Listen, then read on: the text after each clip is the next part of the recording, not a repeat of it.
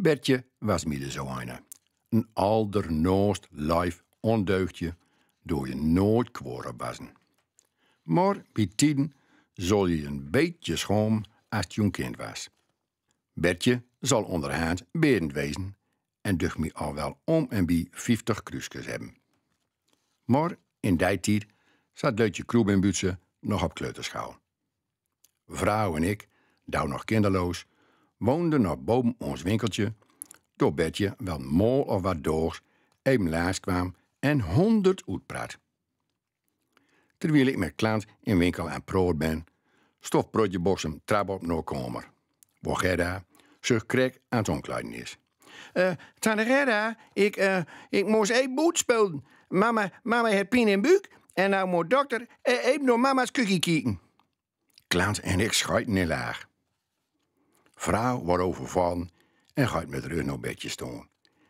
Om haar bij haar vast te mogen. Sluit naar voorkant, kups op rug en den barrel omdraaien.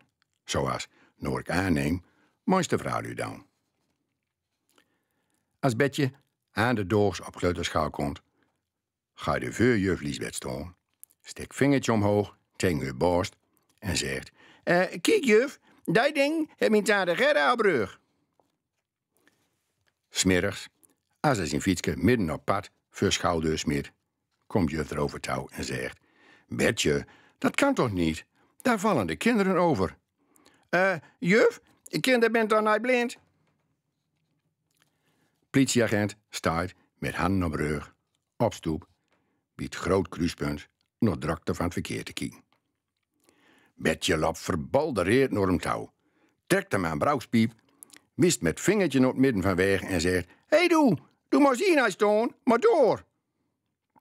Ik zei het al, af en touw waait ons rood achter de oren.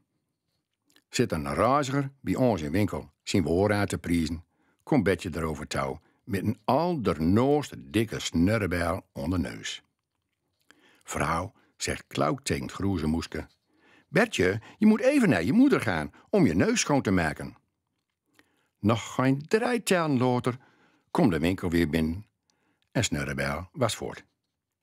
Het was nou een gleer over wang, schouders en mouw tot de rechterhand.